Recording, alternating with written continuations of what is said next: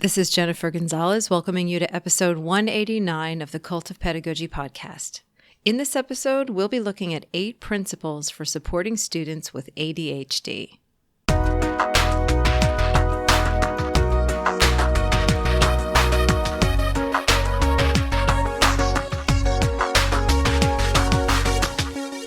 I still remember the feeling I used to get when looking at the paperwork for my students who had ADHD. The forms listing the accommodations I would need to make for them, usually extended time on tests and maybe preferential seating. The feeling could best be described as uncertain. I understood what these small changes looked like in practice: seat this student near the front of the room and give him more time to work on tests. But I knew almost nothing about the mechanics behind why the changes were supposed to make a difference. I signed the papers, returned them to the office, and made a mental note that if any of these students ever showed signs of struggle, it was probably because of the ADHD. And they did struggle. The preferential seating and extra time wasn't often enough to help them turn in completed work on time, keep track of their things, and stay focused on class activities. Knowing as little as I did about ADHD, I figured that was the best we were going to get.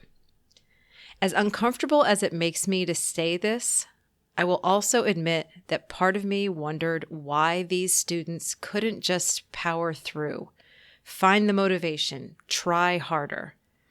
Disorganization got the better of me sometimes too, and when that happened, I would just tidy things up, declutter, reset my priorities, and get back on track. It wasn't that hard. I also wondered whether parents were to blame. If a lack of structure, too much TV or video games, or some other oversight at home might be the true cause of students' difficulties. Suffice it to say, I really didn't understand ADHD. It turns out my lack of knowledge wasn't unique. A number of studies have shown that many teachers don't know enough to effectively meet the needs of students with ADHD. While a growing number of teachers can recognize behaviors that might suggest ADHD in a child, knowledge drops off significantly when it comes to treatments and interventions that can help. The less training and knowledge a teacher has about ADHD, the less confident they feel about working with students who have it. This may explain the heartbreaking statistic that teachers tend to form fewer close relationships with students who have ADHD. Regardless of the subject area or age you teach, you're likely to have at least a few students with ADHD in your classroom every school year. So a good working knowledge of it should be part of any teacher's professional training. In the 9 years that I have been sharing resources on this website, I have only ever done one piece on ADHD, a 2017 interview with Seth Perler, who shared a great set of systems that help students who struggle with executive function. And that was episode 61. But that is it. So it's time to dig a little deeper. Support for this episode comes from ListenWise, providing short, high-quality, age-appropriate podcasts for grades 2 through 12. Save time with pre-made lessons designed to build students' background knowledge and academic vocabulary. Keep students on grade level with scaffolding and differentiation. It's great practice for meeting, listening, and speaking standards. With ListenWise Premium, you get comprehension tools like quizzes, interactive transcripts, text-to-speech toolbar with Spanish translations, graphic organizers, and more. Perfect for English language learners. Sign up for free at listenwise.com. This episode is also sponsored by TextHelp. Understanding and being understood is vital for all of us. When we understand, we are more confident and more likely to succeed. But everyone's brain works differently. We don't all read, write, and think in the same way. The average reading age is lower than you'd expect. Millions have dyslexia, and huge numbers of people just struggle with text in some way. The folks at TextHelp believe that everyone deserves to understand and be understood. Their tools help to make school and university more inclusive and set all students up for the best possible start in life. Read and Write is their literacy support toolbar that offers help with everyday tasks like reading text out loud, understanding unfamiliar words, researching assignments, and proofing written work. And the best part is, Read and Write is free for teachers. Get your copy at text.help/pedagogy.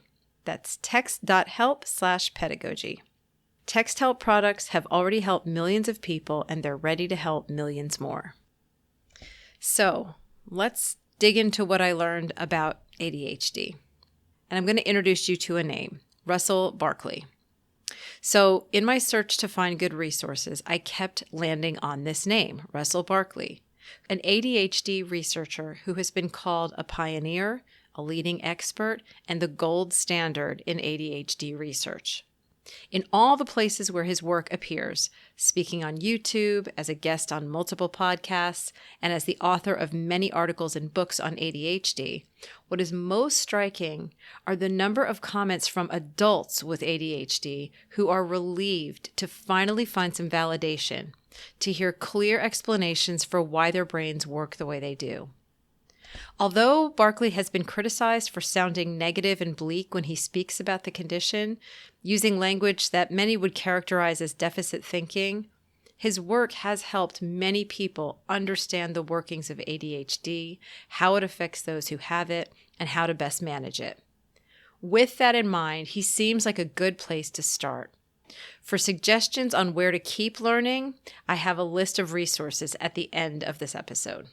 And by the way, all of the stuff I mentioned in this episode, you can find links to all of it if you go to the website, cultofpedagogy.com, click on podcasts, and then just go to episode 189, and you'll find links to everything that I mentioned here. So most of Barkley's work is directed at parents of children with ADHD and adults who also carry the diagnosis, but he has also written the highest rated book for teachers on the subject. It's called Managing ADHD in School, the Best Evidence-Based Methods for Teachers. It's a very slim book. It's not meant to be comprehensive or in-depth. Barkley states outright that he is not going to spend time on narrative prose and extensive research citations. His goal with this book is to simply explain ADHD so that busy teachers can understand it and tell them what they can do to help students who have it. His message in the book seems to be, trust me, I know this stuff, do this, not that. And while this obviously leaves him open to criticism, the book certainly delivers on its promises. And it's a great starting point for any teacher who wants a crash course on ADHD. So that's the book that I read. Now, as Barkley is fully retired now, he declined to be interviewed here. So this is basically my own personal book report. I learned so many things from the book that would have helped immensely in my own work with students with ADHD. So I'm just going to summarize what I think are the most important takeaways in this episode. In the meantime, I strongly suggest that you get a copy of the book yourself because he goes into way more detail than I'm going to go into here. So another caveat, although I am doing my best to share this information accurately, I'm still very new to it, so there is a chance I will get something wrong. If you hear something that needs correcting, please reach out to us so that we can fix it. I can't fix it in the episode, but I can fix it over on the website where it is in print. So what I'm going to be giving you are 8 principles for supporting students who have ADHD. But before that, we're going to just lay a little groundwork and talk about some basic, facts about ADHD that I think every teacher should know. Most of these happen to be things I personally didn't know before reading this book. In fact, some are the exact opposite of beliefs that I had. So I can only assume that other teachers might also need this overview. So the first thing I think everyone who teaches needs to understand about ADHD is that it is a neurodevelopmental condition that impacts a person's executive function. So in this first point, I'm just going to get into what exactly is it? How does it actually impact the brain? So it shows up as a difficulty with persisting toward goals and resisting distractions. It's a difficulty with holding information in working memory and with planning and problem solving. ADHD also increases impulsivity, which makes immediate consequences more valuable than long-term ones. And it also interferes with inhibition, which results in quicker displays of emotion and other conduct that is generally discouraged in social settings. Unfortunately, all of these are often categorized as misbehavior or poor choices in the classroom. And if teachers don't understand how ADHD works, they can spend years responding in ways that will do little to address the underlying causes. The second thing teachers need to understand is that the cause of ADHD is largely genetic. In the book, Barkley asserts that no compelling evidence indicates that social factors such as parenting or educational environment have been found to cause ADHD. Research has also ruled out diet, TV or media consumption, or video game play as contributing factors. With this information in mind, we can stop looking for outside factors to blame and get down to the business of helping these students do better in school. Knowing this should also put an end to attempts to motivate students with ADHD by giving them pep talks, angry reprimands, or guilt trips. The third thing that I think teachers need to know is that roughly 10% of your students are likely to have ADHD. Numbers for this are hard to pin down exactly. The National Institute of Mental Health puts the total number of children and adolescents diagnosed with ADHD at about 11%, the CDC at about 9%, and Barkley in his book puts it at 5 to 8%. Regardless of the source, the numbers continue to rise every year, and boys have a higher rate of diagnosis than girls. More important than an exact number is this. Every year, you should expect to have at least a few students in your classroom who have ADHD. So, the information in this episode is relevant to pretty much anyone who teaches. Another bit of background knowledge I think you should have is that rates of diagnosis do not necessarily reflect the actual number of students with ADHD. Barkley says diagnoses tend to occur more in communities with more resources, and overdiagnosis is more frequent in upper-income neighborhoods where a premium is placed on academic excellence or acceleration. By contrast, students may be underdiagnosed in communities with fewer resources for diagnosis and treatment. Apart from just being good general knowledge to have as a teacher, this information may inform whatever research and action you take depending on the community where you teach. Perhaps more of your students actually need to be referred for diagnosis and treatment, or you might be working with students who are receiving treatment for a misdiagnosis. Another thing to know is that ADHD is linked to a host of serious problems. People with ADHD have a greater risk of relationship problems, depression, anxiety, eating disorders, addiction, auto accidents, and suicide. These statistics shocked me. I had no idea about any of these. And I think this information underscores how important it is for educators who work with these students for hours every day to learn as much as we can about how to better support them in school. Another piece of information is that medication can help. Although public opinion on medication is mixed, much of the research shows that ADHD medication, when combined with interventions and supports like the ones I'm going to describe, has a high rate of success for improving academic performance. It has also been shown to lower other risk factors like suicide, addiction, and auto accidents. And the reason I'm including that is just because I think that we all, as educators, need to maybe just get past the stigma on medication and learn more about how it can really be helpful.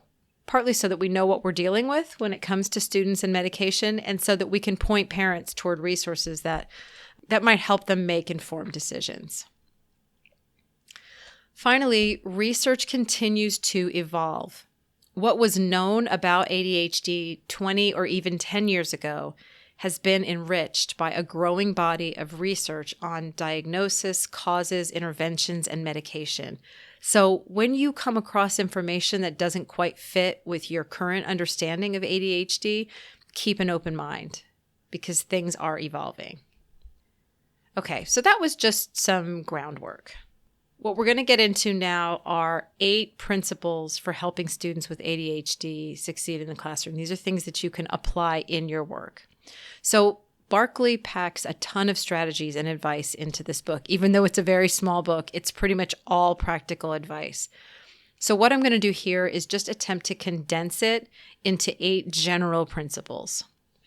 My hope is that you'll just go ahead and get the book, but if you don't, I want to be helpful in this episode also. So number 1 is be proactive rather than reactive. Throughout the book, Barkley urges teachers to plan ahead with systems and strategies that can solve common ADHD-related challenges. Instead of waiting for problems to arise and then dealing with them then, which is more likely to be done under duress, and that can cause all kinds of other problems, it's far more effective to anticipate challenges and set up a plan for preventing them. For example, students with ADHD often struggle with transitions. So one strategy is to always pause a few minutes before a transition to verbally remind students of the procedures and rules around the upcoming transition. Number 2, make the internal external. Because ADHD affects working memory, a person with ADHD has a harder time keeping things like instructions for a task in their mind. And this is a quote from the book. Even if they try to hold such information in mind, any distractions will disrupt and degrade this special type of memory. The mental chalkboard of working memory is wiped clean by the distraction. Having gone off task, the child is far less likely to re-engage the original and now uncompleted goal or task. So that was Barkley's explanation of the dynamics of it. What he says, though, is that working memory can be boosted when we make the internal external, taking information that might typically be a mental process, like remembering the steps for turning in an assignment, and making it visible. Here are some examples. Color-coded folders help students keep their materials organized and separated into different subject areas and find what they need more easily. Visual timers that students can easily see keep them aware of how much time is left for a task. Written rules and instructions posted close to where a task is going to be completed, Barkley calls this the point of performance, offer support right where students need it and right when they need it. Daily behavior report cards work well to remind students of expectations and get immediate feedback on how well they are meeting them. And note-taking helps students record what they're learning to make it more concrete. So anytime you're struggling with a student who seems to be, not remembering what they're supposed to do and when, there's a good chance that there needs to be some sort of a visual support right where they're going to do that thing that can remind them of what needs to be done. Principle number 3 is very simple. Break large tasks into smaller ones. Because ADHD makes it harder for students to manage long, complex tasks, it helps if teachers can guide students in breaking these tasks into smaller steps. Principle 4, maximize the effectiveness of consequences. Internal motivation is harder to sustain for students with ADHD due to reduced working memory and increased impulsivity. So external consequences are a powerful tool for sustaining and feeding that motivation. For working with consequences, Barkley recommends a couple of guidelines. The first thing he says is that consequences need to be delivered with more immediacy and frequency than for students without ADHD. So basically, if you have set up some consequences for behavior, positive or negative, they need to be done much more frequently and much more immediately after the behavior that is, what we're looking for them to work well for students with ADHD. Another piece of advice about consequences is that they will likely need to be more powerful than what you might typically use. If a consequence, positive or negative, doesn't seem to be motivating a student with ADHD, it's probably because it doesn't mean much to the student and should be replaced with something the student values more.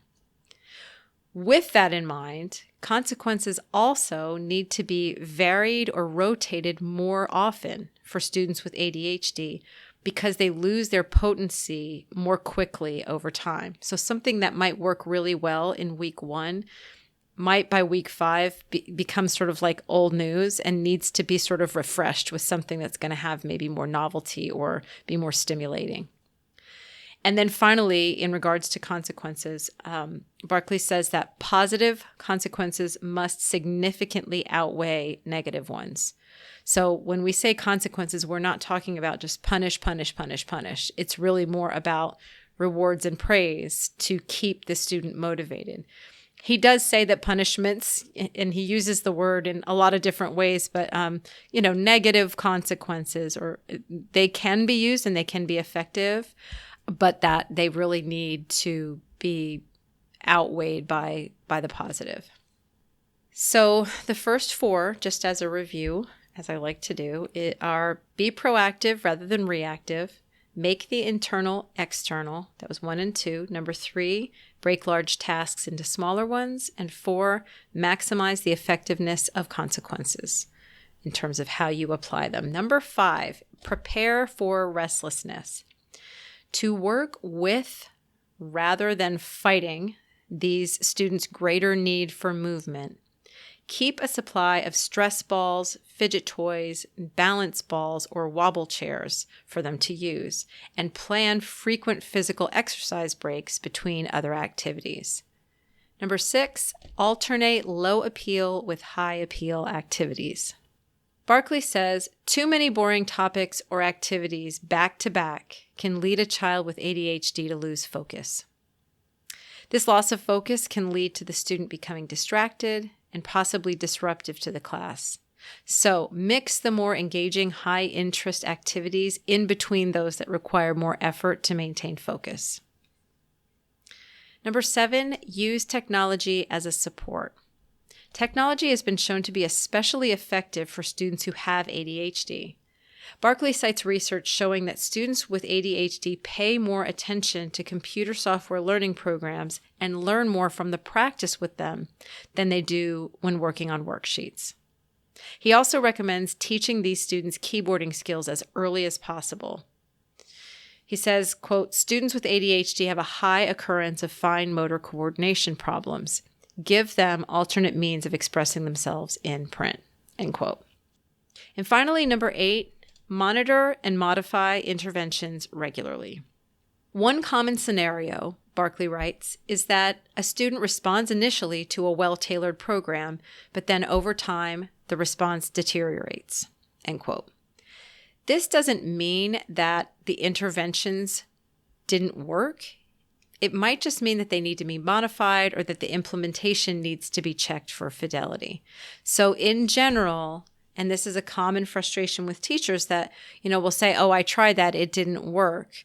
The sense that I get from the book overall is that not only does it require experimentation and customization for each child, but even when you think you've got it down, that sort of loss of focus and novelty can cause things to sort of stop working after a while. So it's a real iterative process.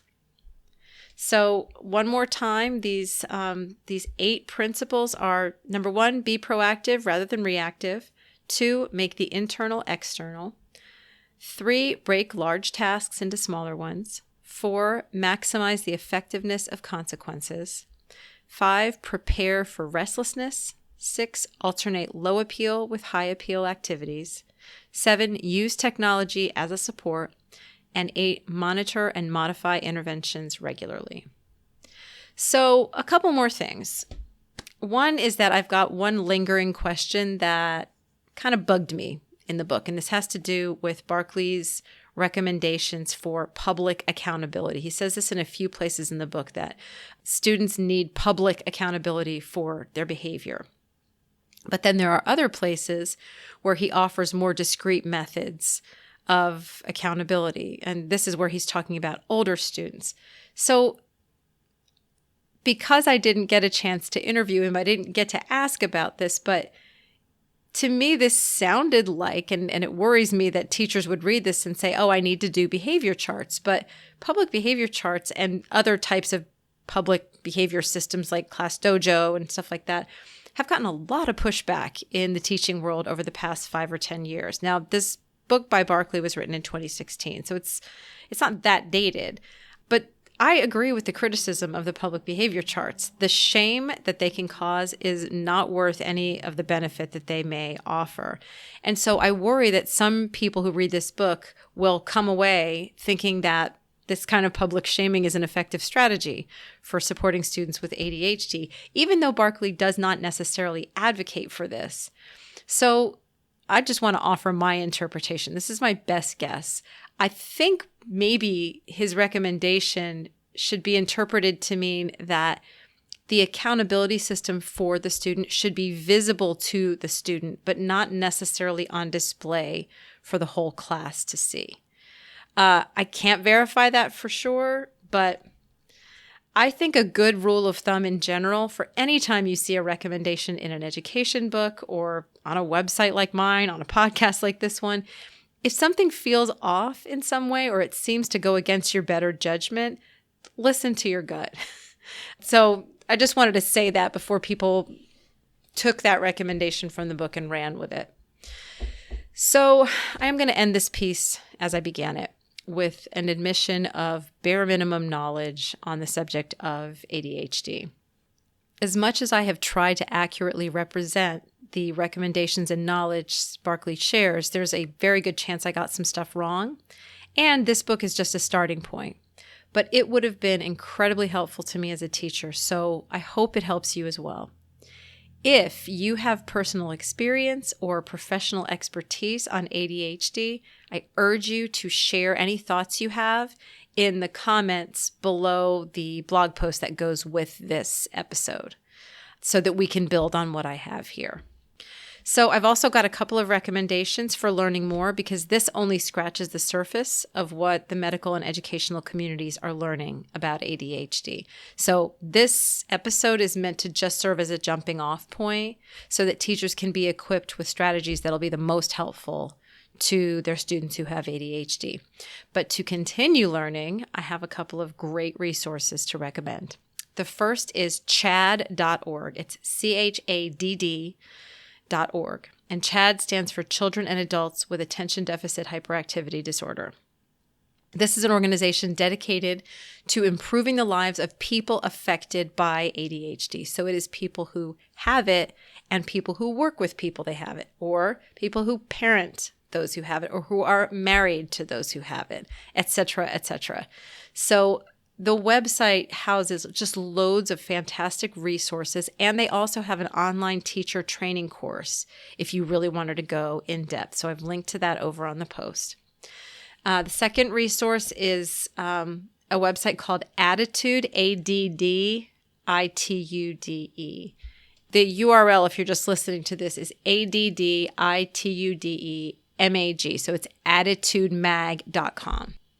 So this site describes itself as the leading media network for parents and adults living with ADHD. This is a website you will need to set aside a lot of time for because it is packed full of interesting articles, tools, and other resources to help anyone learn more about living with ADHD. If you are interested in learning more about Russell Barkley, who really is, you can't really type ADHD into a search engine without finding his name. So where I first heard him was on an interview on another podcast called Ologies. So that's OLOGIES. And it's a fairly recent interview. So if you're listening to this on a podcast, if you look up Ologies podcast, it's with Allie Ward, and this is her episode 249. It's a really long interview. It's over an hour and a half, and it goes so in depth. It's a nice, nuanced conversation that just goes into a lot of detail about everything from what causes ADHD, what the researchers know about it, why we know so much more. He talks about like brain scans that have been done, It's really fascinating. And it's probably the thing that got me the most motivated to learn more, because after listening to him, I realized just how much I didn't know. So I've got a link to that also. And then 2 more places that I think would be really worth looking at. The name Edward Hallowell, Hallowell. This is another really prominent researcher on ADHD, and he has been occasionally sort of like pitted against Barkley because he does a more asset-based approach to ADHD. He really looks for ways to see it as through a positive lens, whereas Barkley's been criticized for more of a deficit lens. So he's gone as far to even advocate for replacing the term ADHD with a more neutral term, VAST, V-A-S-T, and I'll tell you what that stands for. So VAST is his proposed replacement. And for all I know, in 5 years, that could be what we say. But it stands for Variable Attention Stimulus Trait. And really, his whole thing is that there isn't a deficit in attention with ADHD. It's a surplus, that so much attention gets paid to everything that the difficulty is in choosing one thing and like focusing on it, not in terms of like not being able to pay attention. It's got more about being selective in your attention. So I've got links to a couple of other places where Hallowell's work is. He is on TikTok. So if you want to go look him up, and if those of you who are still kind of turning your noses up at TikTok, I got to tell you, I've learned so much from TikTok in the last year. It is definitely not just teenagers dancing anymore at all. So if you're on TikTok, his handle is Dr. Hallowell, DrHallowell. And he's got a ton of TikToks about ADHD. It's great. So, and then if you're on, I would also look up Sasha Hamandi, who is a psychiatrist and ADHD specialist. Her following has grown exponentially in the last year because she's got very helpful, humorous videos on ADHD. She's also on Instagram. So her handle on TikTok is The Psych Doctor MD. So ThePsychdoctorMD. Her Instagram handle is the same thing, The Psych Doctor MD. So, to read a written version of this episode, which includes links to Barkley's book, resources for further learning, and a full list of references for the research that I cited in this episode, visit cultofpedagogy.com, click podcast, and choose episode 189. To get a bi-monthly email from me about my newest blog posts, podcast episodes, courses, and products, sign up for my mailing list at cultofpedagogy.com/subscribe. Thank you so much for listening. I hope this has been helpful, and have a great day.